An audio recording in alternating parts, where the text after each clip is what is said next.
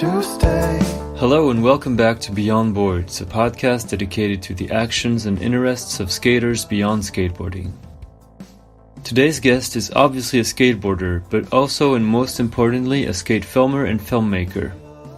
Jonathan Lomar grew up close to Malmö, where he started skating and filming his friends. He eventually became the main filmer and videographer of Sweet Skateboards, ancestor of Sour Skateboards, and in recent times he became a documentary filmmaker. His latest work, the Oski documentary, just came out a few weeks ago and follows Swedish skateboarding phenomenon Oskar Rozenberg and his journey to the Tokyo 2021 Olympic Games. So here's my conversation with Jonathan Lomar. I hope you'll enjoy it. Never ends.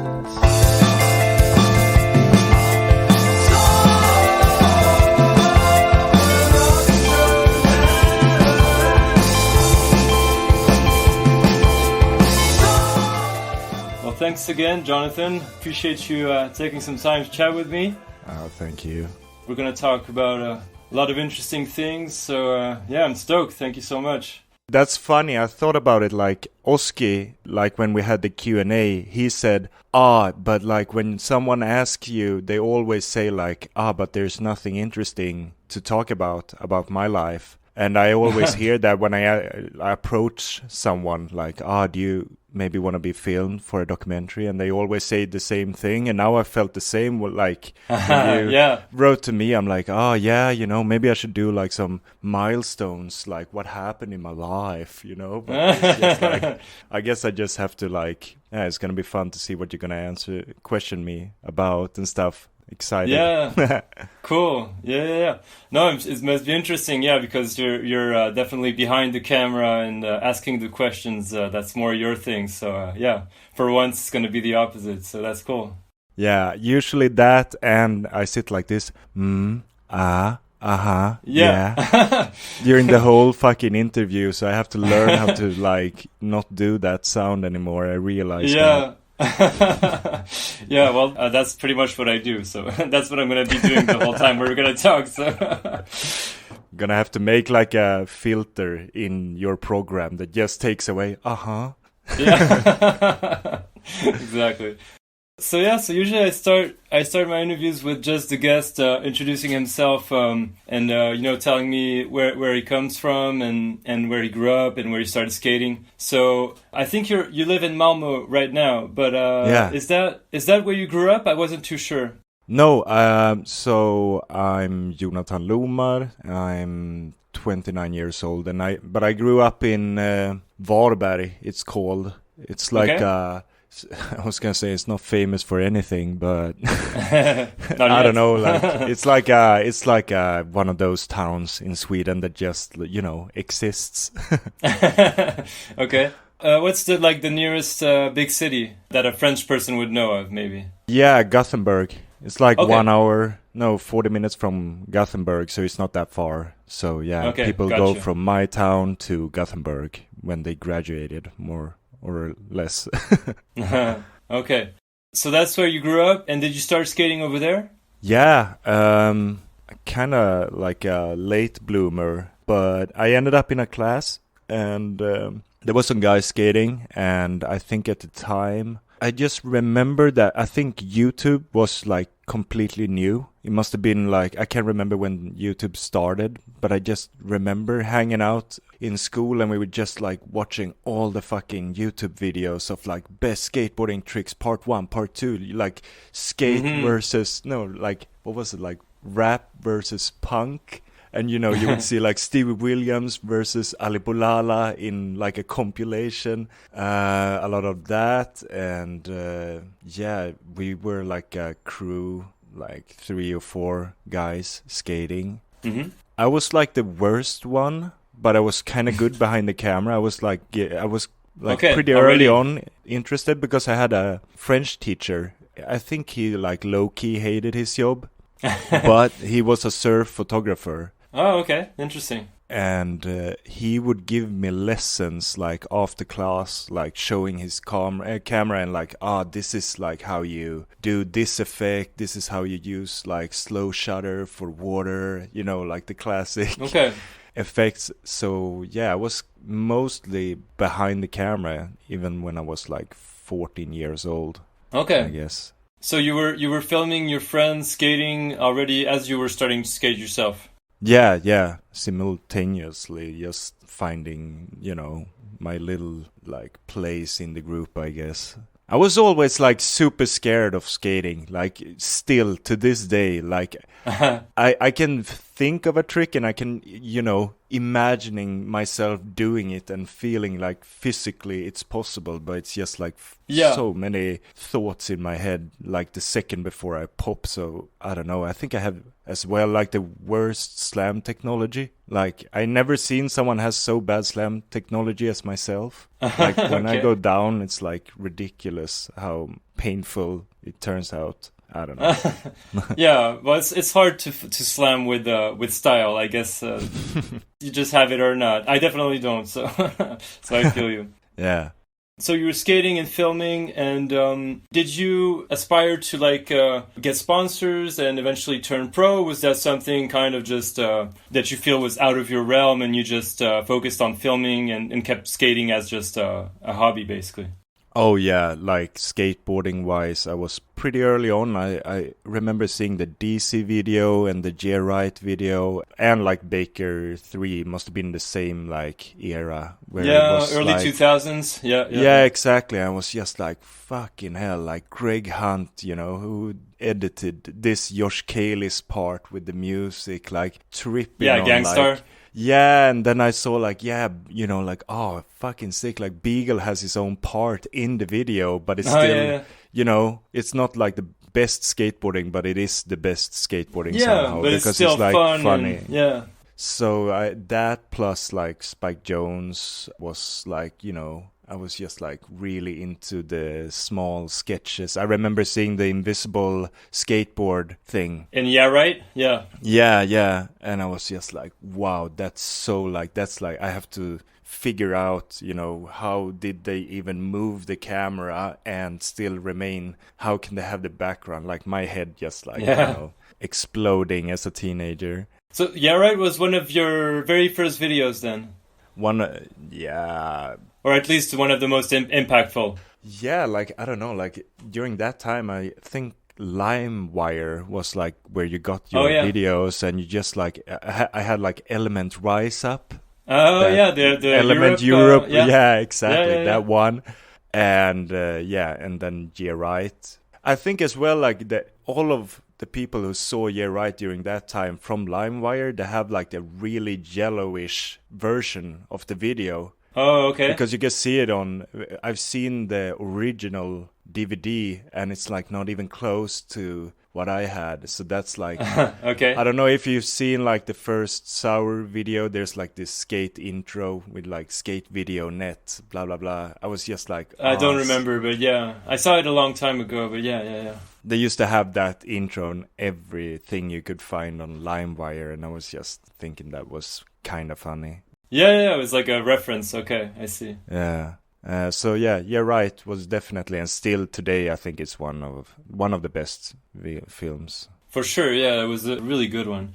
And so, at what point did filming become a more serious activity, so to speak, or at least when did you start maybe getting a bit of money or getting footage in video magazines or in video projects for brands and stuff like that? When did that kind of become a job, so to speak?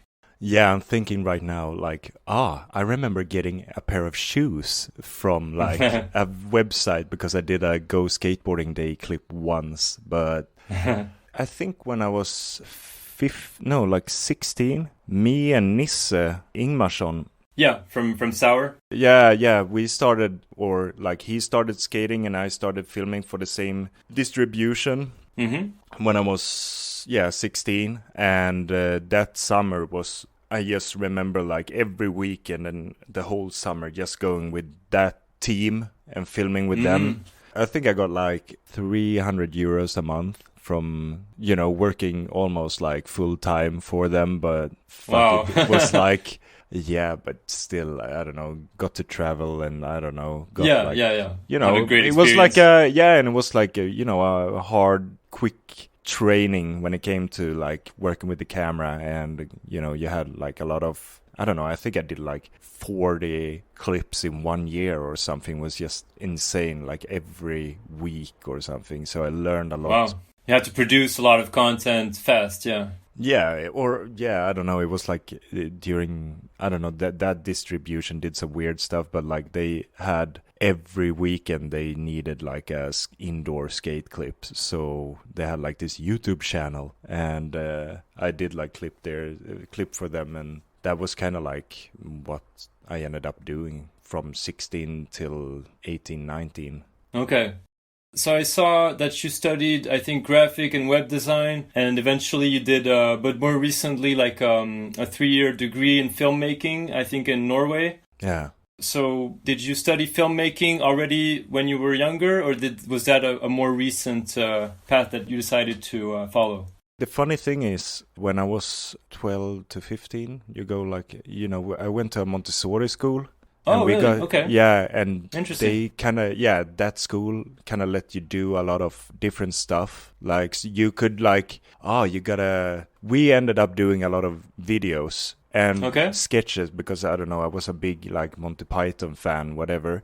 So when it was like, English class, and then we did like one sketch in English, and then we had like French lessons, and we did the same. I don't know, I think it was always like a bank robbery going down or something, and we just switched like the content, and we produced like, I don't know, we did like 10 videos or something during that time, and then moved on to the gymnasium where I studied media, which was like 1 year I did websites and 1 or 2 years of film, and that was super cool. I remember going like away for 2 months on a Burn Energy tour in Gran Canaria. Burn the energy drink. And being away a lot from school, but they were super cool with it, because they were like, he's working for like big companies. You know, you go. Have fun. Yeah, exactly. It's like, it's shit payment. Who cares? So I did that, and then went to Barcelona when I was 19 and started working for Sweet at the time. And at the end of I went studying graphic design for 1 year, and then I did calligraphy for 1 year, like just painting letters and listening to music. Okay. And then when I was 25, I think, semi-quarter life crisis, whatever, and ending up like sending an application for a new program in Norway called Creative Documentary Filmmaking. So that's where I ended up, like in Lillehammer for 3 years. Okay, so it was 3 year, like is that a bachelor, I guess? Yeah, bachelor, yeah. Yeah. But you had already a lot of experience filming and editing, and I don't know if you had produced documentaries prior to going to that school, but you had been working as a videographer for quite some time already. Yeah, it was interesting, because when I went there, I remember just watching on the plane. I'm watching like Ingmar Bergman movies, like the black and white old things, and just like, fuck, I gotta like, you know, get the film history done by the time I get there, because they probably are super, like, you have like the script writers, they could like, you know, throw around jokes about like this or that quote, and I was just like completely lost. Yeah, clueless kind. Yeah. But then we had like, because people from in that school was really good, like they had like studied a long time before ending up at this school, so I was kind of like a wild card. Because I hadn't done anything other than skateboarding, but I guess they thought it was like interesting to take in someone else. And yeah, for sure. When they had the first exercise, you were supposed to observe someone for 3 days. And I think I just hit the jackpot, because I found a guy that was making glasses, like wine glasses, which is like quite complicated. At least if you're like, he was quite young, and he had Tourette's as well, so he was like this.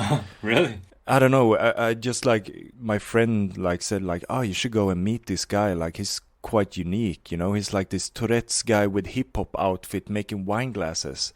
Observed that guy for 3 days and came back, and you know, just got into my I'm gonna do like, as 16 years old, just like, I'm just gonna put it together and see what they say. And the reaction from that was just like people just like, wow, the structure, you thought about this and that, and they just like, this is like the Ruben Östlund blah blah blah, like, I don't know. I was surprised, and it felt really nice to know that, okay, if you do skateboarding, if you're a skateboarder who films a lot, you know a lot of things. You just haven't put the names on them, but I got like a bit of recognition for that in that school, and that was really nice.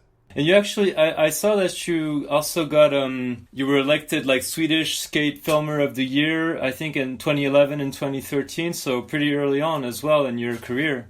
Yeah, that was nice. Yeah, I must have been 11 years ago. Yeah, so when I was 18, yeah. Just getting started, basically, yeah. Yeah. And the second time was for, I think, your first Sour project. Yeah, I think, the first one was for New Soul, which was, where Albert Nyberg really blew up with that Frontset 360, no comply down Macba and stuff. Right, yeah. And second must have been the Sour Solution. Okay. Yeah, I was gonna say like, was it the Sweet Mafia thing we did? But no, I think it was a Sour video. Mm-hmm. No, because the Sour video was 2015. Yeah, it probably was like the Sweet Mafia or something. I can't remember, really. Okay. And so, before Sour became Sour, it was actually Sweet Skateboards back in the day. So how did you start working with these guys? Like, were they friends from your hometown? Or how did that connection happen? And how did you end up... was it for that company that you decided to move to Barcelona? Or was it for different reasons? Or... Yeah, 100%. I mean, I always wanted to go to Barcelona, but it was just like Nils Nisse Ingmarsson. He was already skating for Sweet, and I was kind of getting tired of doing these indoor skateboard clips, whatever. And I think it was like this Kingpin the Drive they had back in the days, which was like King of the Road, but like Europe style. Right, yeah. And the videographer at the time, Isak Lindberg, I think he was just like, I'm not gonna go on that tour because I'm fucking like not super keen on getting fucked. Not feeling it, yeah. And I was super down to get fucked, I was 18, 19 and just graduated, or, hungry. I was just hungry. So, I ended up going on that tour, and I think... that was hilarious because I think the first clip I filmed for Sweet was filming Jonas Schröder taking a huge shit outside the Danish bank. Okay. Because that was like a mission, like take a shit outside a big bank, whatever. And that was like the first clip I filmed for Sweet, just like him sitting there. And on the other side of the street, it's a bar where they have, for the smoking people, you have the terrace facing towards him, so you have 20 people smoking a cigarette, staring at like him. Is that really, like people just like, just like, is this, it's happening, wow. And he's like, squatting there and just like, super stoked on the size of his shit, and then he runs into the van again. And so that was it. And then the last stop, we went like from Denmark, Sweden, Germany, Poland, the whole Balticum, and then ending up in Finland. And then we took the Finland ferry or back to Sweden. Okay. And I remember sitting there with Björn, and he's like bought me a big steak, and he's like, okay, Jonathan, so how much do I need to pay you? Like, I don't know. I don't know. I remember like, I don't know, 1,000 euros maybe? It's like, I can double that. Like with the junkyard money at the time. And he's like, what do you think about like moving to Barcelona? And I was like, I'm super down. So yeah, some months later I moved down to Barsi with me, Gustav Nisse, and Filip Almqvist. Oh, nice. Yeah, so we ended up going there, and just, that was a really nice move. Oh, yeah, I'm sure. What year was that? Do you remember? Was it 2010, 2012? I'm not too sure. Yeah, it must have been 10 years ago, maybe? Or? Yeah, 11 years ago or something. Yeah, 10 years ago, and we started filming that. That was when we started filming the Sweet Mafia video, or they had filmed already, but they needed like me to film in Barcelona, I think. Okay. And so, did you become the main filmer and videographer for Sweet Skateboards, or was there someone else kind of heading up the video department, if I can call it that? Yeah, it was Isak Lindberg. He did like the Sweets video, one of the first ones, which is a really good film. He also did the, is it called Sweet? Yeah, Sweet and Sour. Mm-hmm. Which was like a HD video before fucking HD became a thing. And he's learned me a lot of stuff that I'm thankful for. Anyway, he started doing a lot of other stuff at the time, I think. He started working like doing like proper like music videos and, you know, more high-end quality. And I was kind of like the guy filming the skateboard tricks. New guy. And yeah. New guy working hard on Yeah. just burning the back with that HBX fisheye, you know, like, you know. I was working on that, and I think he kind of like wanted to do other stuff, and then I was the guy who took like a little bit over that part and became like the filmer, and then I got to edit my own stuff as well. Okay.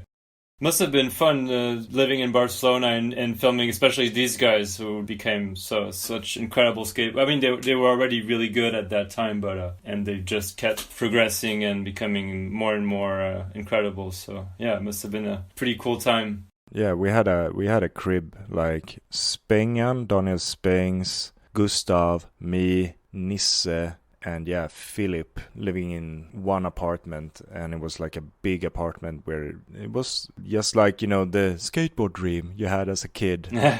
So for sure, I got to do that. Stoked on it. And so, when did the Sour Solution 1 come into the picture? When did that become like an official project? Because you said it was released in 2015. So how long were you working on that? Like maybe a couple years or something, or? Yeah, I think, you know, there was a lot of pressure on the guys for filming the Sweet Mafia film, because it was gonna be like this, you know, you have to live up to the American standards, and, you know, the like technical low impact skating wasn't probably what they were looking for. Popular, yeah. Yeah, and you know, like if you look at the guys, it's not like the Hammer crew, to be honest. Yeah, like, It's not a zero team, or yeah. Not even close. So yeah, so I think we had like some like Saturdays and Sundays I had a VX, so we were just like, okay, let's film a fun clip, let's film for fun. So we started filming like VX clips even when we were filming for the Sweet Mafia video, just to have some funny skating going on, and skating like shitty spots, because, you know, you can get away with it with a VX. So I think we started filming the first clips around 2013 or something. I remember it being like it was supposed to be like a sweet video. Like it was supposed to be like my first video. And then we filmed and we went to like all these places on the budget of Sweet Skateboards. And then all of a sudden they switched owner, and they were just looking over the budget. Have you seen Office Space, the video or the movie? I don't think so, no. Yeah. They have like these guys who comes in and just gonna do everything more effectively. But they just looked over the budget and like, oh, what the hell? Like, what's all these guys doing in Barcelona? And, you know, it's really hard to articulate like, but they're kind of like sponsored. Like, there's shitloads of money going down to Barcelona and it doesn't give any like back. You know, so okay. They wanted to like cherry pick, I think, like one rider and kick the rest. And I remember Björn, like when he got that news, he was just like, that's never gonna happen. You know, you have no idea what you're doing right now when it comes to like a business guy who knows 0% about skateboarding. And obviously, yeah. Yeah, so that ended up like in the last Sweet tour where Björn burned all the money he could on that credit card, and we stood on had a pit stop, and he's like, you know, air me now, like Sweet is no longer. There's not gonna be any more Sweet skateboards because they wanted to kick everyone. So I'm figuring out we're gonna do like our own shit from this point, and that's what he did. And they, like the business guy, they had no idea that we've been filming for the Sour video or the Sour Solution 1 for like 2 years. So we just took all that footage and the cameras as well, I think, and just like, you know, like have a good one, ciao, and rebranded all the footage into our own company. So Sweet became Sour, so I think in 2015, around there, and that's when you released the Sour Solution 1, right after it had transitioned. Okay. I think it was in like autumn 2014 where they were like, they're gonna kick us all. And then, I don't know, we still got paid until like December. And then those 6 months were like when I was editing the video and filming the last tricks. And I think I was studying Spanish at the same time, just to, you know, you get money from Sweden just to study. So I was doing that at the same time. Okay. It was a hectic period, but like in the end I ended up finishing it, and we went on a tour for, I had a premiere in Barcelona and then Berlin and then Copenhagen Open. And, you know, when you look back and think about like nice moments in your life, I'm like, fucking hell, like that summer was so nice. Like, I can't really recall all the evenings, whatever, you know, a lot of drinking during that tour. But when I just like think about grateful things about life, I see, the premiere in... That's definitely up there, yeah. Yeah, it was so nice, so nice. And so you stayed and worked with what became Sour for another 2 years, I think, until 2017, and you kept working on projects with them. And what made you decide to leave in 2017?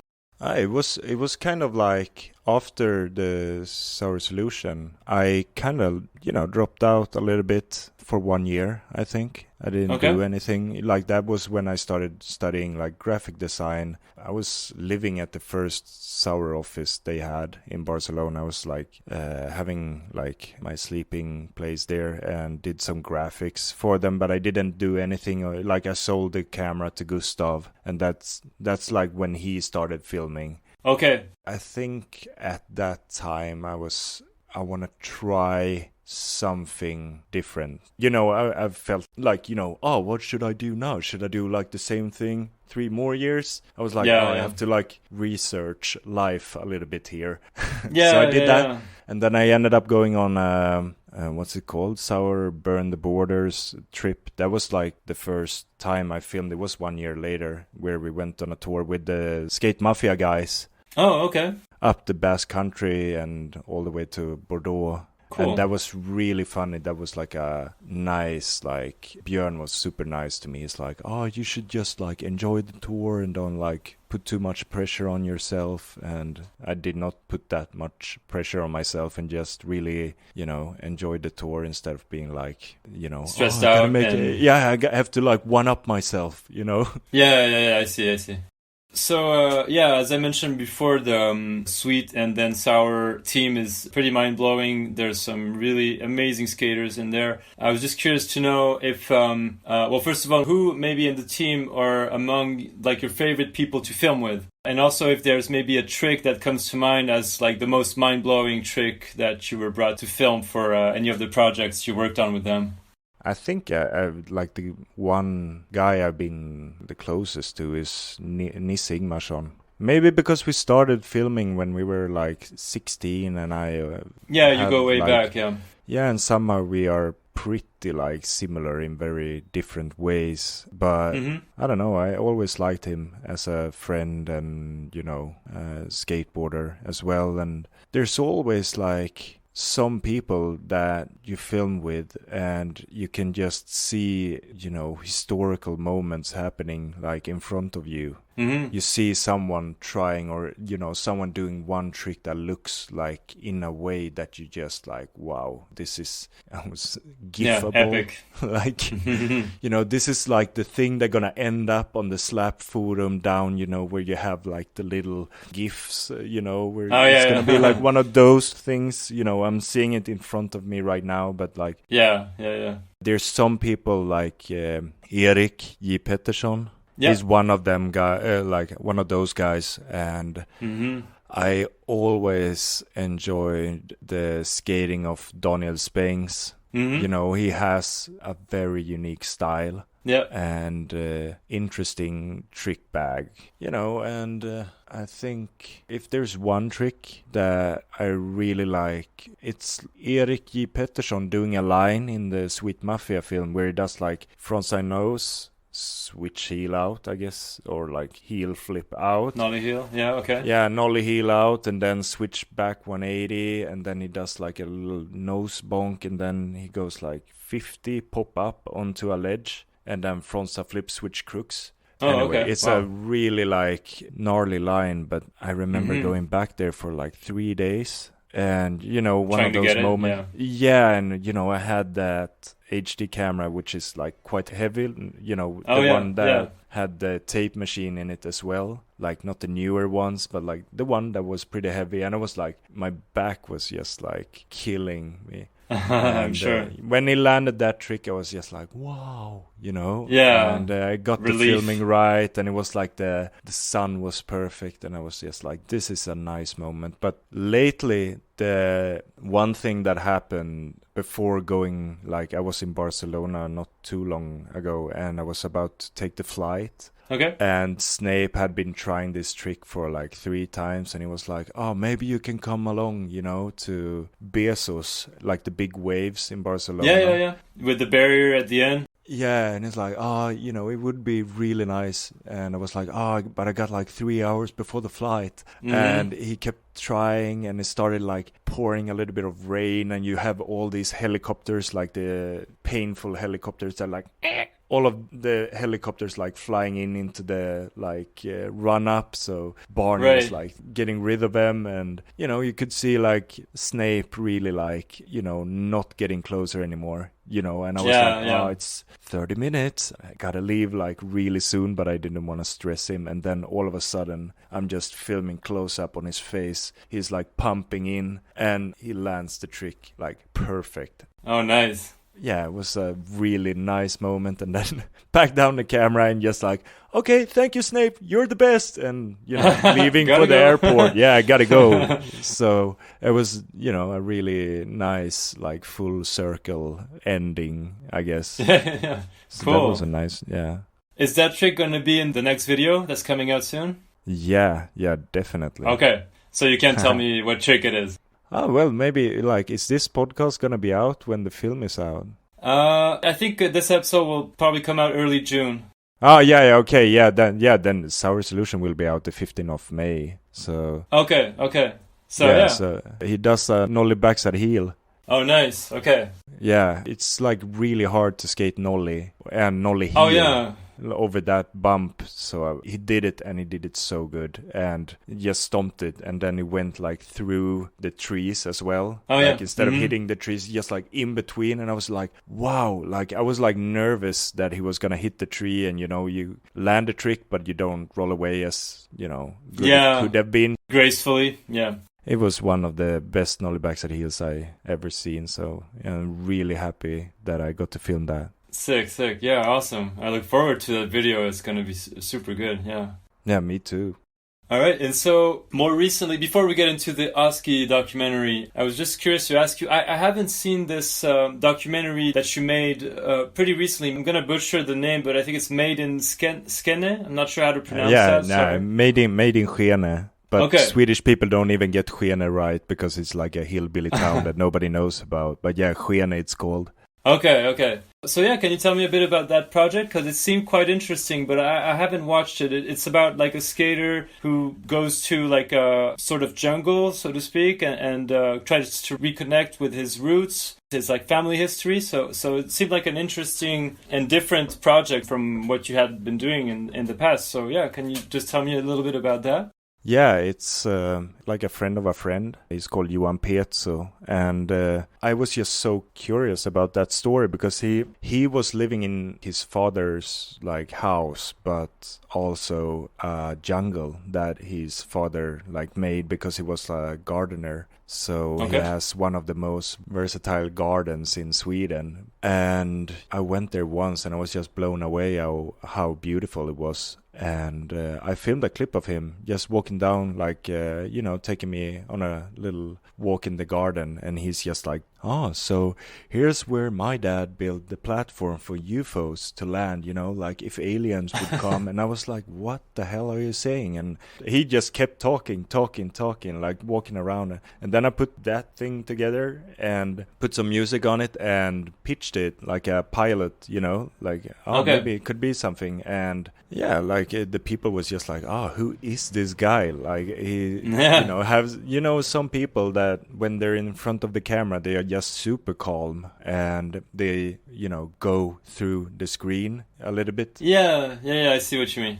Doesn't have to be like saying the most interesting stuff, but they just like, are really present in front of the camera. Yeah, and very spontaneous and yeah. Exactly. So he had that quality where it felt really authentic. Mm-hmm. So I kept filming him for, I don't know, like 3 months. And I wasn't sure it was going to be a video. But then he showed me like, I found all the hi-8 tapes that my dad filmed. Okay. And I was just like, wow, and I logged those like 10 hours of footage. And I just like realized how his father was like this, even like a character in the video as well. So that film is a little bit of son coming back to his, like, he inherited his father's house because his father went away because of drinking. And he's trying to like finish the dream that his dad had, basically. Mm-hmm. So he's like trying to like fix the house, fix the garden, turn the place like into the Atlantis that his dad wanted it to be. Okay, I see. So that's kind of like the journey he's doing, but it's a short film and I actually continued filming him till this day. And I want to make like a long version of that story because I think it's a nice story and I always enjoy coming to Johan and visit him and, help him out with his 1,000 projects he has going on all the time. Cool. Was that a project that you did while you were studying at that school in Norway, in Lillehammer, or? Yeah, it was my like exam, like my graduation. Oh, what do you say? Like exam. Yeah. Short movie, whatever. Right. Okay. So yeah, that was it.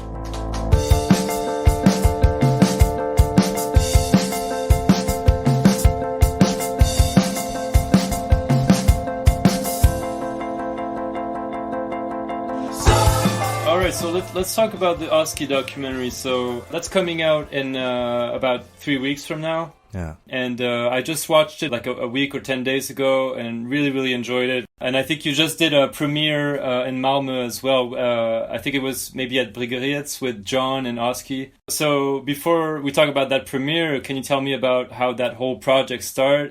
Yeah, I think I started thinking about the idea when I was at the film school, because that was when everybody was talking like, the skateboarding is gonna be in the Olympics, that's when they really like the discussion was pretty hot, at the moment. Yeah. It's hard to think about it now. Now it's like, it's like people are kind of like over it. It's already happened, yeah. Yeah, exactly. At the time, it was like, Jeff Grosso was making these like films where it was like, shitting on the Olympics. And, yeah. Yeah. Exactly. And like, then I was trying to like make something quick out of it and like, maybe I can like talk to the Norwegian team because I was in Norway. But at the same time, it was COVID and I was working on the exam films. I was like, fuck, I'm gonna miss like the Olympics, and this is like a historical moment of skateboarding where it's gonna be like a sportification of it, and it's gonna be like, it's never gonna be the same. That's what I thought at the moment, and I was really like anti-Olympics, to be honest, at the time. So I wanted to make a statement, especially when they were making all these like pushing for gold, like Beric's thing. Where I was like, what the hell is this? Like, this isn't even close to what like me and my friends are thinking, but they are kind of like,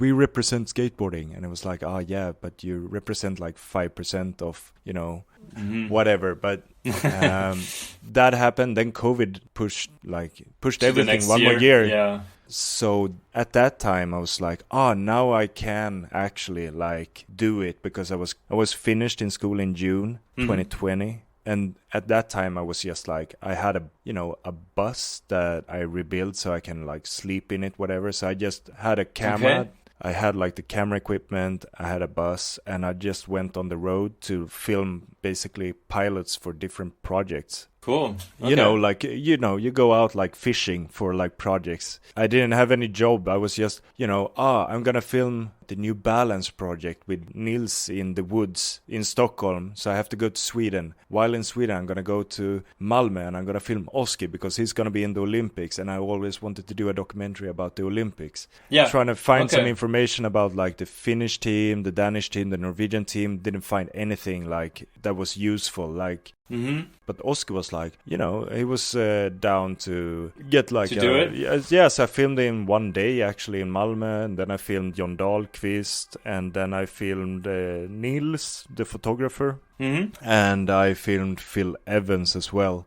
Yep. Anyway, I was filming Jon Dahlqvist, and that was really early on where I wasn't sure that it was going to be a Oski documentary. I just made a documentary that was supposed to look like a David Attenborough-ish nature film, I wanted to have like a quirky voiceover of like, look at the skateboarders in the wild, like you were supposed to like have a nature film, but it was going to be with skateboarders, and you got this alien perspective onto the guys.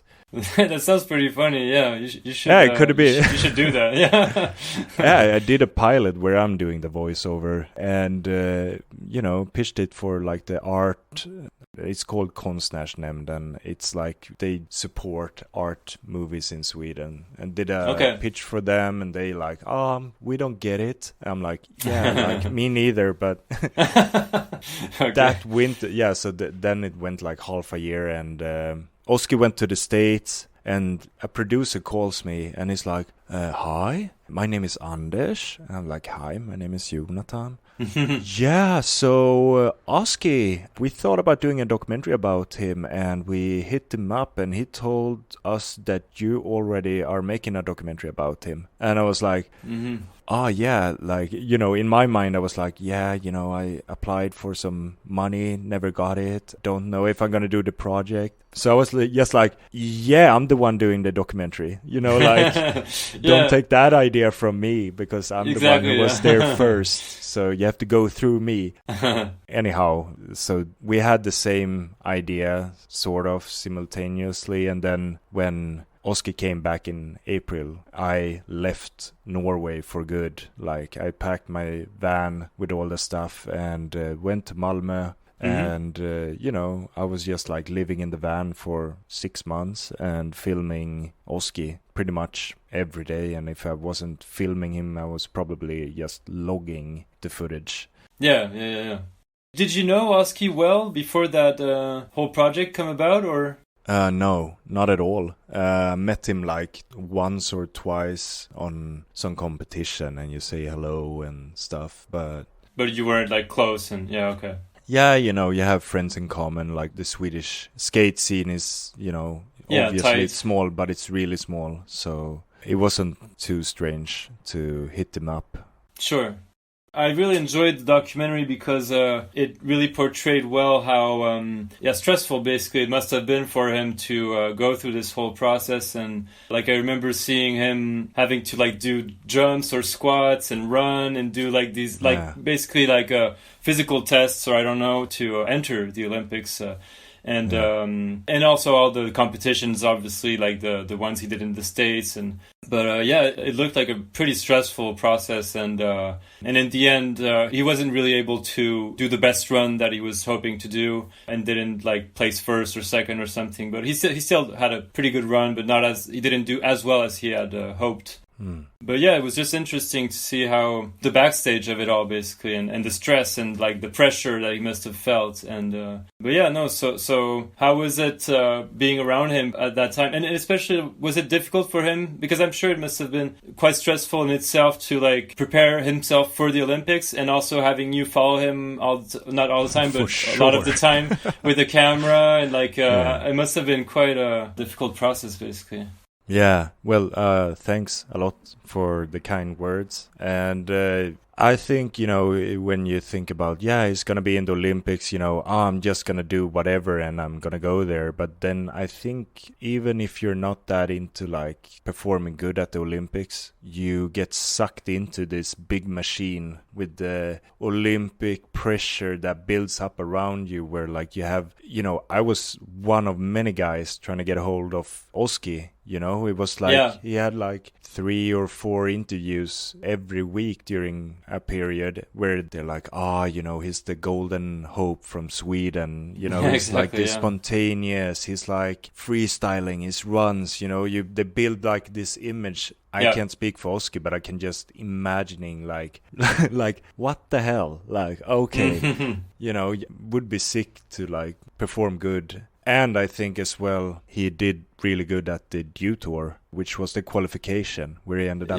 second. And he was like placed first almost all the time. So, the Swedish media was like, he finished second, like in the qualification. He's going to be like for sure, like third place, second place, but that's not how skateboarding works. And if you look at the results of the Olympics compared to the qualification or just the status of the points that everybody had, it was like all flipped around who ended up in the final. I mean, you had the top guys as well, but like a lot of guys who didn't make it to the finals, that probably was like, that park was different as well. And then as well, you have Jonathan Lomar showing up at your house and like, how's it going with the girlfriend? How are you doing right now? Is it like annoying with me asking you this question? Why?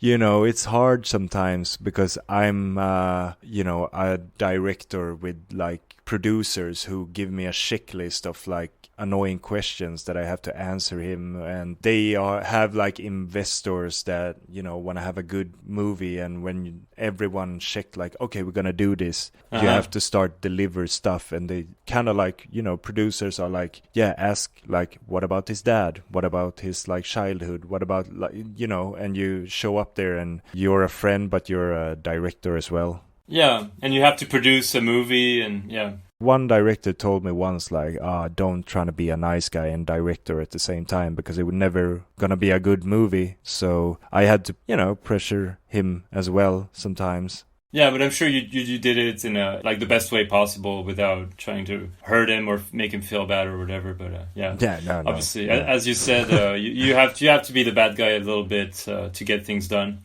But so how did you work on you just mentioned like the producers, and how did you work on the storytelling? Did you have like complete creative freedom to do whatever you wanted, or did you have people kind of telling you how to structure this whole story and how to produce this movie? Or how did you work with the production team and also with Oski? Did you tell him, okay, that's my vision, that's what I want to do, here's how we're going to do it? So just how was that process of putting down on paper the whole script, so to speak?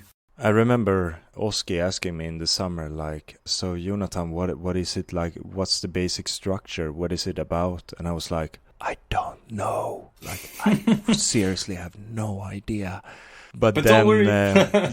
Because, you have like these like archetype structures, you have the sports underdog story, where you can just like pinpoint, okay, he gonna suck for some time, then he's gonna go into training, then he's gonna have like this turning point, and he's gonna have a helper.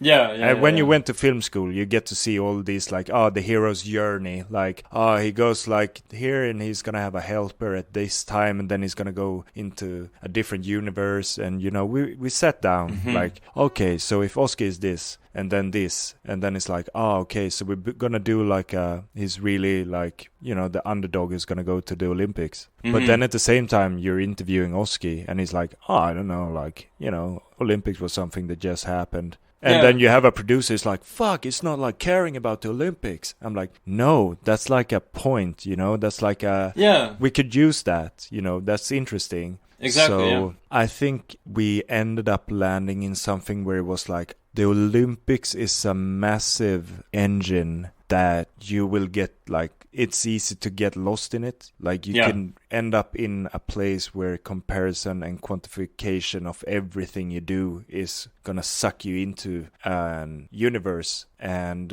it's gonna be very different than when you're skating with your friends. And it's gonna be really hard to be skating with your friends and at the same time, as you said, like showing up and doing like physical training at the push-ups, Olympic Committee of Sweden, where you have to do like every year do like squat tests and jump tests and whatnot. So that's like the personal story, I think. Then you also have like a backstory layer of like, who is Oski, and onto that his family background, and you have like a theme story where it's like, okay, the sportification of skateboarding, like, gonna turn like skateboarding, like this is a very clear moment where skateboarding will go one step further ahead into a sport. And even though it's been a sport for many years, it's already happened with Street League and whatever. But like, I seriously think that the Olympics sometimes for me feels like World War. It's like a World War. Like everybody's sending like the best troops, and they're gonna get like the most medals, and it's like the presidents are really like, want to perform good. Like, it's a politics involved in this. Well, for sure. I wanted to make something that you could like pinpoint down in history, like a turning point. Yeah, no, it was a really interesting process to see all of this happen, and especially like the last part of the movie, which is the Olympics in themselves, because the first maybe 2/3 are about him like skating and covers his family background. There's interviews with his parents. And towards the end, he goes to the Olympics. And because of COVID, I think you weren't able to go with him. And he had to have a portable camera to film himself. And maybe John Magnusson probably filmed a bit himself, or some other people, I'm not too sure. But yeah, it must have been probably a bit hard, especially for you, to not be able to go. Because then Oski had another thing to do. He had to focus on skating at his best. And also like film and get some footage and film himself like waiting to get in the skate park or whatever, so. But how was it going through this very last period of time? How did you kind of brief Oski to get some good content without being with him, basically? Like, I'd never felt as ridiculous when you have like Oski is preparing for his biggest event in history, and I'm like, Oski, don't forget to like film everything. And it's like, I don't have the time. Minus time. It's like, one more thing, really? Like, isn't it possible to get in? And I was just like, writing to him, and like, I felt bad, but like, I had to like, film yourself after the run, like, to Jon Magnusson as well, like, film as much as possible, please, please, please. I think it worked out in the end, but like, of course, I'm thinking now, like, it would be so funny to be covering like that whole journey and just taking the piss on, like, not taking the piss, but like, you could really have fun being behind the scenes of the Olympics, because it's like so mystified. Like, they have a village filled with like athletes, what is going on over there? Like, what is it like being there for like 24 hours, and how's the tension? And then in the middle of it all, you could also like be able to get behind the scenes and just like, joking around about the Olympics. which was hard now because I wasn't there. But you could definitely get like an insight of like the other skaters as well. That I don't know. Do they have beers at the village? You know, like so many questions. Like, do people go out party? Do they have a club? Do they? I mean, how does it work? And so you just premiered it a few days ago in Malmö, as I was saying earlier. So I was just curious to know how did it go and how was the reaction of the public, the people who were watching it for the first time? I was completely like shocked by the response, you know, because I haven't shown the movie to anyone really. Like it's just been me, the producer, and maybe like some of the people in the film that had to like, you know, say it's okay, you know. Give the green light, Yeah, exactly. But the feedback you get from someone who is in the movie or film is going to be completely different from someone who comes from the outside because they aren't like subjective in the same way. So I was just like, oh, is this, you know, like small jokes here and there? You kind of like, is it going to work? And then you sit in the cinema, in the movie theater, and you kind of like, wow, you know, people are laughing, you know, they're like emotional, and people are really like watching the thing, you know, and you sit there and you like, I just remember being like first 20 minutes, you know, being obviously critical about like, oh, wasn't that shot like stabilized first? Like, you know, like all technical things. And like, I see, I don't know about like the volume on that song and stuff like that. But then after 20 minutes, I was just like let it go. Yeah.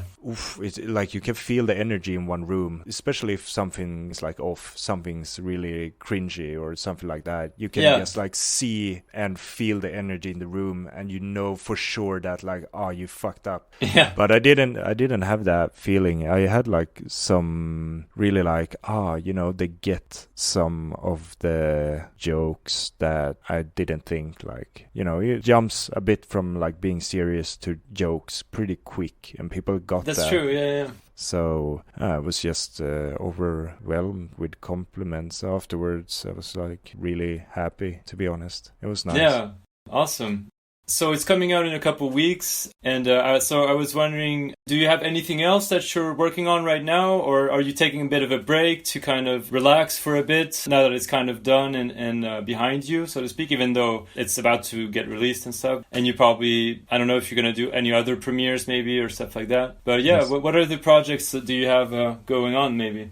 It's funny because, I mean, you can't really see what is in the image right now, but, you know, behind me I have like a globe, this one. I'm trying to like doing a remake with the Sour Films intro vignette for the Sour Solution 3, and I'm thinking of like, you know, I could do the same thing but like turn the globe on fire in the middle of the intro, so it could be like a burning planet. Oh, okay. So that's like today's project, but otherwise I'm editing one part in the Sour Solution 3. Oh, nice. I'm gonna try to edit myself into the video, actually, just to get one trick in there. Cool. Whose part are you editing? Can you tell me? Or yeah, it's Axel Berggren's part. Nice. So he's gonna skate to some nice music, but it's gonna be pretty good. And otherwise I'm in the same spot that I was when I started with the Oski documentary. So I'm like, you know, I'm gonna head out with the van and trying to like shoot, make something happen, research footage, you know, like I thought about like, maybe it's fun to find someone who is a prepper who sells real estates, you know, selling bunkers. You know, imagine if there's a real estate agent who is focused on selling bunkers around Sweden. You know, I want to find that guy. I want to find like a taxidermist who is doing some weird stuff with animals, and you know, find these people, shoot them during some days, and edit some pilots. Some random interesting stories. Yeah, and then just like make a pitch out of it, and then trying to go to some, I don't know, some channel or something, and be like trying to convince them that it's a good idea. So it's like a gambling lottery, basically. You just trying to find some nice ideas that you want to spend, you know, if you're going to spend 1-2 years doing a film, you want to make sure it's a something you enjoy. Yeah. Yeah, because it might be fun like the first month, and then you're gonna end up finishing it during 23 months of hell. But you know, you have to make sure you're gonna be like, this is worth the time. My time. Yeah, for sure. And then, I mean, I guess that's pretty much what I'm thinking about right now. Mm-hmm. I guess the Oski documentary is probably gonna help out a lot for your next projects. You'll have something more to show to people and say, okay, I did this. I did a bunch of skate videos, but I did this documentary with this story and stuff. And so it's probably going to help out a lot in your future projects. I heard that, you know, from film school that a lot of documentaries never get finished. Oh, really? There's like movies like documentaries who get financial support during years, and then they never end up finishing the things they do. So like, as you said, like maybe it's going to help me. I think it's definitely going to help me to see, you know, if we're going to give this guy money, he's going to do like the project from A to B. He's going to like finish it, and he has the, you know, knowledge to actually finish it, and, you know, everything compared to someone who hasn't finished anything. So the more you get like into the track record is like always a good sign, because, you know, the institutions, they really care about statistics, and, you know, they don't want to like take too much risk. Yeah. So I hope that's gonna like help me out a little bit, and then maybe like in a 30-year time I'll be sitting here like a Werner Herzog and like I don't know, I said to myself I'm gonna try to make a documentary every year for the coming like, I don't know, 30 years. So wow, you're gonna have a very busy life. Yeah, exactly. Gonna be gonna be funny. I hope so. I enjoy working, to be honest. Yeah, I'm sure you're gonna have make a lot of other exciting projects. No doubt about that. Oh, thanks. I finished my interviews with questions from friends. Oh, okay. But before that, I have one question that I asked the guest is, what would you say is the most valuable lesson that you feel that you've learned from skateboarding? Yeah, like the one thing that helped me in life in general that I learned from skateboarding is just how complicated and how much details there are in like everything. Like if you look at photos, if you listen to music, or if you're into movies or into anything where you can like, you know, this photographer has style, you know, you look at someone like Martin Parr, you know, like you could really sense something that is different. You can find your Mike Carroll in the world of directors, and you can find your Mark Gonzalez in your music. You know, there's a thinking pattern that I think I'm never gonna change in my brain. Yeah, it's embedded in you now. Exactly. So I think that's like one of the best lessons that I brought with me, along with a lot of other stuff. Just like skateboarding is very like project based. You work on a movie, you work on a commercial, you work on a Instagram video. It's always like big and small projects, and that's like the rhythm of your skate life, sort of. And that's life's cycle that I enjoy. I consider my life being, you know, many projects somehow. Yeah. All right, so let's finish with the questions from friends of yours. This first one is from Koffe Hallgren. Yeah. I'm sorry, I'm gonna butcher all these names. I'm French, so I don't know how to pronounce. So Koffe says, where do you think Oski would have been today if he had stayed on Sweet Skateboards and never started to ride for Polar? Oh, yeah. Yeah, it was on Sweet for like quite some time. I didn't know that, actually. I think it wasn't Sweet like on Flow, but Björn always had like, you have to be 18 years old to be on Sweet, because he didn't want to have like the, you know, responsibility for kids, whatever, which is minors, actually, kind of like a good thing, actually. He would definitely be somewhere else where he probably wouldn't perform as good as he does now, I guess, to be honest. He probably would have had like, you know, had some tech tricks in there. Like, you know, if he ended up going on like some plaza trips, you know, he probably would have like less tranny and more street. Yeah. Yeah, it would be funny to see him doing a line at like, you know, the Stalin Plaza or whatever it's called. Like a super tech curve trick or something. Yeah. Yeah, flip front crooks or, Exactly, yeah. Yeah. Okay, so this question is from Martin Sandberg. Yeah.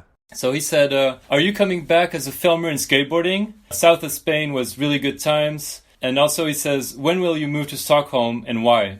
Oh, yeah, we had like quite some like funny nights out where I was like, oh, fuck it, I'm moving to Stockholm.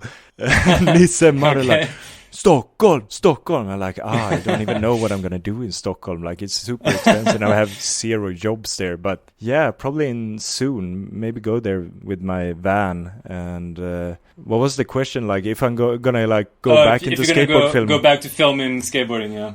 I really enjoyed when I was in Cornell because it was like, it's going to be 2 months of this and not like 365 days a year. Yeah. So I think I want to like cherry pick the tours. That's what I really enjoy doing when I'm like filming skateboarding, like going on trips. But selecting them. Yeah. So if I can be like a little filmer going on trips every now and then, I wouldn't say no, Yeah, sure. All right, this one is from Phil Evans. We mentioned him earlier. Yeah. He said, ask him about his situations in the favelas when he went on his university trip to South America. That's funny. Like, we had one exercise where we got to go anywhere we wanted in the world. Okay. And, it was in January in Lillehammer. It was like minus 25 degrees or something. I'm like, fuck this. I'm going to go as far as I can. And I was like, Mexico. And the school just like, no, that's dangerous. I'm like, okay. Picking every like country in the South American, like, no, you can't go there. It's like super sketchy. I'm like, no, it's all good because I know Spanish. I know my way around. They're like, no, you're like blonde and you're going to walk around with an expensive camera. Yeah. But I convinced them to go to Bolivia. So I ended up in La Paz in Bolivia for 14 days. It's the super high altitude city, right? Yeah, it was... I can remember. Like, we walked up onto a mountain once when we were there. It was like 5,600 meters or something. Wow. And was like walking really slow, and I got super exhausted. And I was asking the tour guide, who was walking with a plastic bag with Coca-Cola in the plastic bag, like shilling. He did that like every day. And I was like, when is the altitude? Like, when do you need like gas? Like, what do you go? Like oxygen? Yeah. And it's like, it's all good. Like, that's when you reach like 6,000 and above. And I'm like thinking to myself, like, how the hell is my body supposed to know the difference between like 5,600 meters and 6,000 meters? Because right now I feel like crazy in my head. Yeah. But it was fun, and we ended up just doing a artsy 10-minute film where we walked around with the camera filming people who made street food in La Paz and made some friends to still have contact with them today. And it was crazy. Went out, and it's easy if you know some, like, if you know Spanish, and you can get around. You can get around and you have something to talk about. Met this guy who was making some tacos and quesadillas, and he was obsessed with Swedish prog music. So I was like showing him Swedish prog music while he was showing me like Bolivian rock music, which I was like, like Bolivia is an interesting country. You don't really know a lot about, like, I was like, what's up with movies in Bolivia? Like, I have never heard of a Bolivian movie. Me neither, for sure. And apparently they have like one guy in the entire country who rents out Arri Alexa cameras, and they're like, you have to talk to El Padron or something like that. Like, it sounds almost like a joke. It's like, it's one guy, he has like 3 Alexa cameras, and that's the whole like camera rental equipment that they have in Bolivia during that time. Anyway, it was interesting. Did you make an edit out of all this, or is there a video, or? Yeah, it's like I remember coming back and we have like a team, so it was like one filmer, one audio guy and one editor, and I'm supposed to come up with the idea of the story, structure, whatever, and I was just like on my little artsy detour at the film school. I was like, structure doesn't matter, we're just gonna go with feelings, and like most bullshit film I ever done, but I still like it has some nice moments for sure. Like it's like, and it's quite visual in a good way. Like it was like I didn't want to have any story, so it's like a 10-minute clip of people doing ordinary things, but it's just it's just artsy fartsy short documentary that no one will see. Okay. All right, this next question is from Nisa Ingemarsson. Yeah. You mentioned it a few times. So he said, Dear Lomar, if you had not showed up that day you went into the pole, where do you think you would be and what do you think you would be doing today? So he sent me this and I was like, what is he talking about? And then he sent me a video where you were filming. I don't know if it was him that you were filming or someone else, but you were filming and turning your back, basically kind of going fakey, so to speak. Yeah. And you ran into a pole, which you didn't see because you were turning your back to it.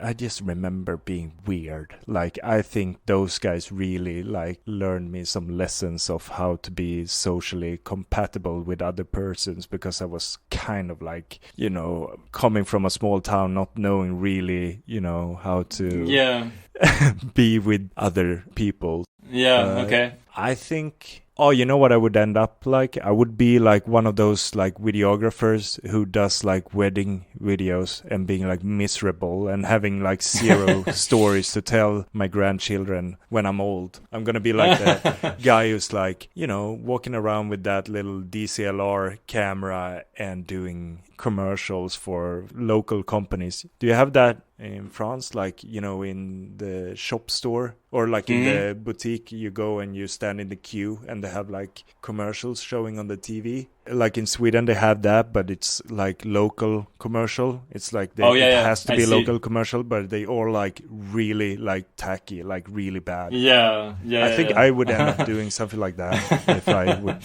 hit that pole. Definitely. It's pretty funny.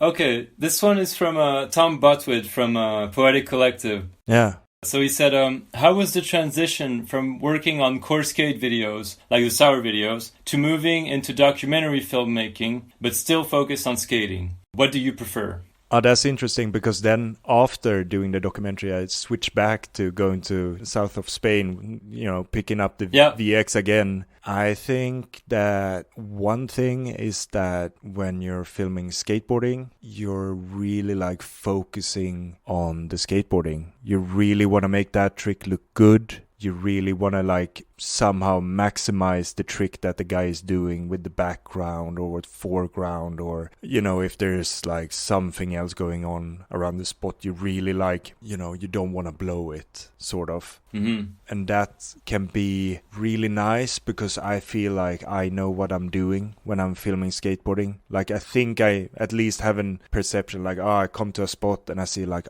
you know, this could work, you know, this angle, if you're doing whatever, you know, it could be, you're doing a frontside crooks, you should film it from behind, because you know, my brain like, frontside crooks doesn't look that good from the front, or something like that. You know, you have these like little details that you know about, that you like have preferences, while jumping into like this big shoulder rig and cinema camera, and, you know, first of all, you kind of like, I'm completely new to it, so I'm like, I have no idea what I'm doing. And at the same time, there's like more focus on you. I guess nowadays, like, skateboard filmers has more like, you know, you have like Pekka, Fritte, Strobeck, and, you know, you have like John William, you have like filmers now that has like identity more than before, I guess. Right. But I felt like when I'm filming a documentary, you know, people say to you like, you're the director, and you're like, fucking hell, I don't think like I would consider myself as, you know, director. But the thing is that you have a lot of control to turn someone's life story into whatever you want to. Like the tricks that you learn at the film school to manipulate, monologues or dialogues, or, you have to be a wizard. Like you have to, have a dialogue between two people. How do you film it so you can cut it afterwards? And how do you make the sound work so it sounds authentic? And a normal conversation between two people is probably, it's not like a movie script. It's not like it's pushing the story forward. So you have to figure out how you can make a dialogue seem like authentic, neutral, but still get information that pushes the story forward. And that transition, it's a new game for me. It's like a new game that I'm trying to play, and it's of course super funny and scary and hard because I have to do this. I've been filming skateboarding since I was 15. 10 years. So, 10, 14 years. 15 years, and now I have to film documentaries for probably the same amount of time before I can get the confidence. True.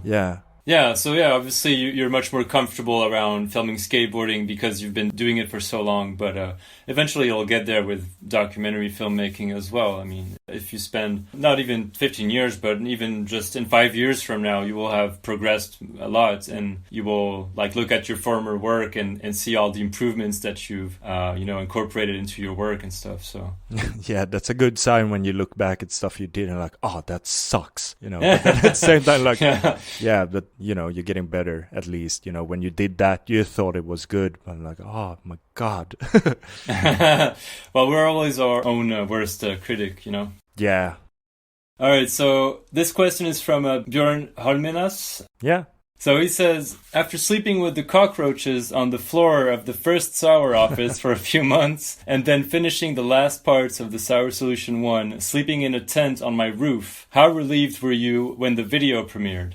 I can honestly say that everyone that was around me during that time, I'm like, sorry guys. I was like a, drama queen at the time because like I put so much pressure onto myself when I was editing that stuff. And I was so relieved when I did that video because that was the first time in life that I felt like I did something. It's a weird feeling, but I was like, I can honestly say that I did something in this world. That was a moment like that. And sleeping, I remember sleeping on the mattress at the floor at the Sour office when it was like, not livable at the time. And, I remember like, when you get used to feeling shit, so you have like a cockroach. I remember it running over my stomach and I just look at it like, today I would be like, fuck that, like I'm getting a hotel. Yeah. But I was like, and just like scooped it away and like put on some music and just like, this is okay. Moving along, And then I put the tent up on Björn's terrace. Yeah, for I think 2 or 3 months. And I think I had to leave when Björn was starting to see this girl. And he's like, Jonathan, can you kind of like disappear? And I'm like,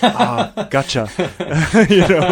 That was like one evening. I took the tent down and I packed it into a bag and I went out to Montserrat, which is like this mountain outside of Barcelona. I was like, I'm going to hitchhike. But like I did not read the forecast and I ended up setting up the tent in like storm, like a blizzard storm. And, when I woke up, like I was just like completely covered in the middle of the night with like it's been raining inside the tent. And I just like, I remember listening to like raindrops keep falling on my head.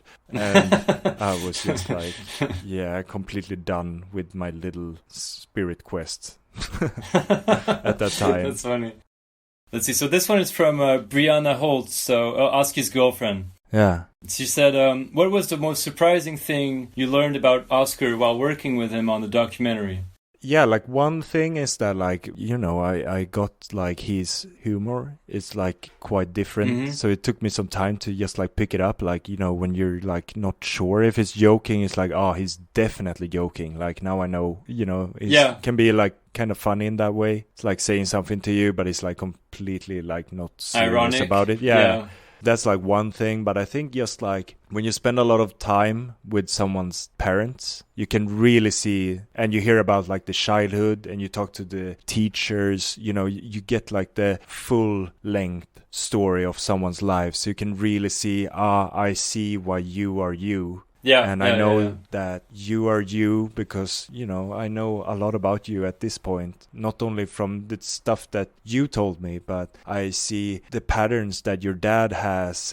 You have, you know, a little bit of that, and I see the patterns that your mother has. Yeah. I met the whole family, and, you know, I feel like I can see a timeline of the Oski's connections. life. So if there's one thing I learned about Oski, I guess it's just like when I see how he reacts to things, I can know where it why comes from. I feel a little bit, at least, like I know what he thinks and why he thinks about some stuff. You're not usually talking to that with friends. You know, you have best friends, but if you spend like a whole summer with their parents talking about every, you know, year in aspect of their life. And exactly. Like you're going to end up getting really close to that person in a very special way. So that's what I would say. Yeah. All right. So 2 last questions. Hey, Lomar, I want to hear your story about the worst time ever. Please tell a story about where everything went wrong and still you walked away with a clip. I know working with a sour, dysfunctional family, I bet there's a lot of stories that have never been told and that deserves to be told. Thank you very much. Take care. Bye.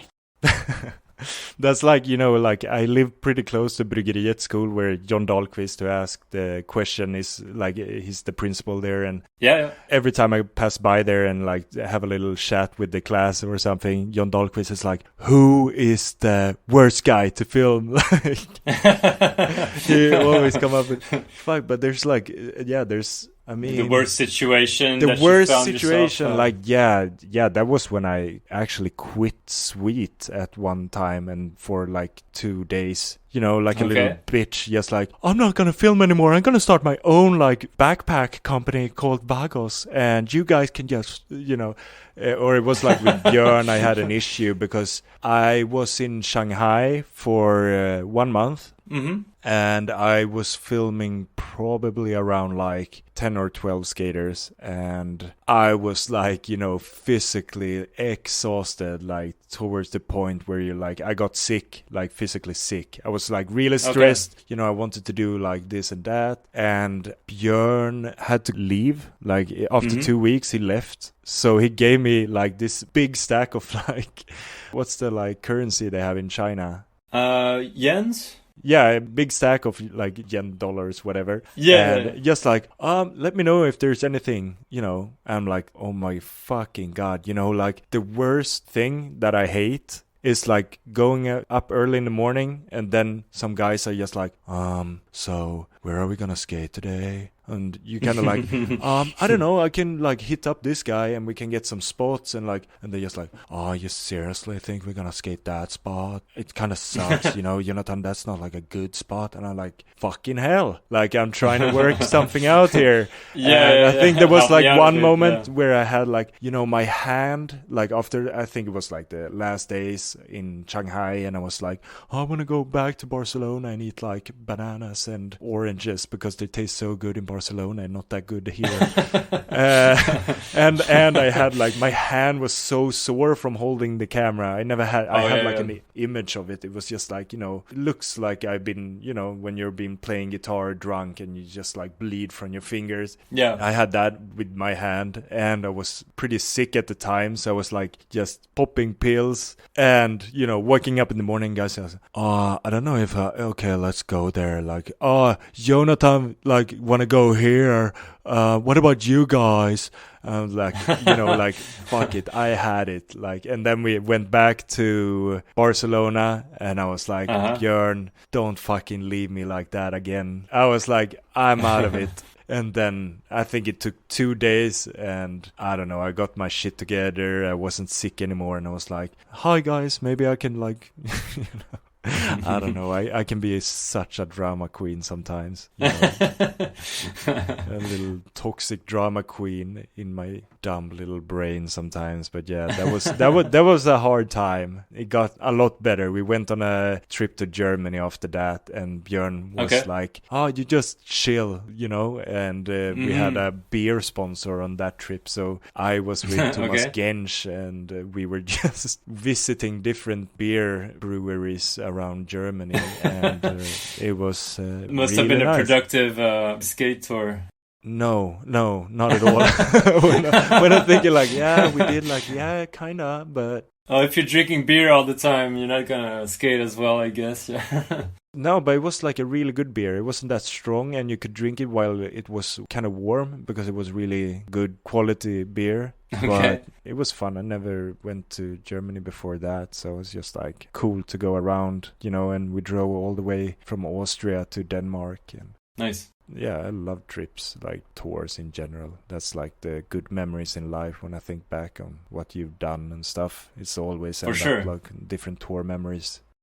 Let's wrap it up with this very last question. Okay, I wanted to ask Jonathan what he thinks I could have done better during the process of filming, and what he thinks he could have done better.